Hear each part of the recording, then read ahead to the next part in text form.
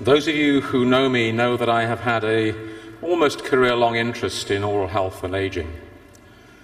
I first came to the IADR in 1989 in Dublin. And yes, that is me in the Mickey Mouse t-shirt with a pair of weights over my shoulder. The event was a 4x400 meters relay race between colleagues from Japan and colleagues from England. I seem to remember the rather taller colleagues from England won out, and we haven't had the opportunity for a return effort.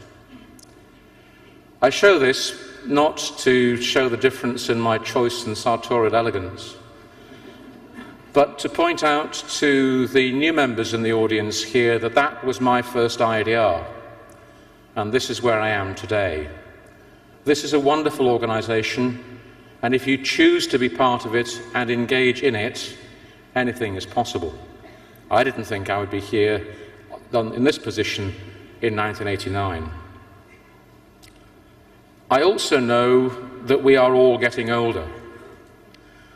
This slide from Hiroshi Ogawa shows the proportion of the population who are over the age of 60, and when it gets to dark blue in 2050, that's the countries with more than 30% of their population over the age of 60. We live in momentous times, times when for the first period in human history in South Korea, a female child born today will live over 90 years. That's the first time ever that we've had a projected life expectancy in excess of 90 years. When a child born in the UK has a 1 in 2 chance of living to 100.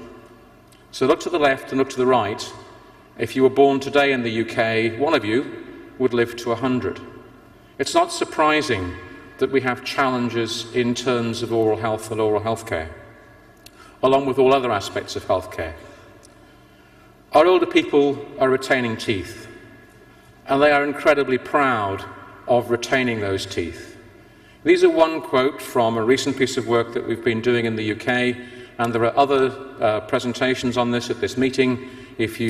My name's on them, but please go and listen to my co-workers because they're excellent presentations.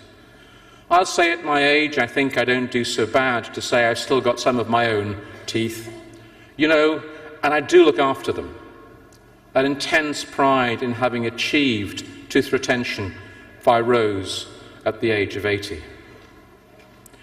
But what do we know as a science community that can help them? What are we trying to do?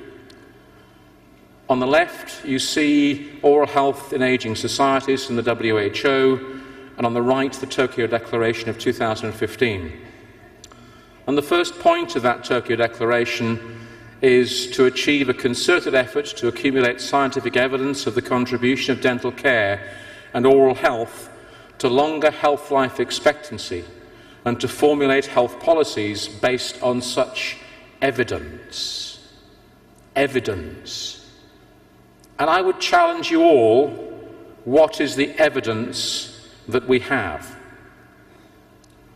What do we know about the impact of aging on oral health and oral disease?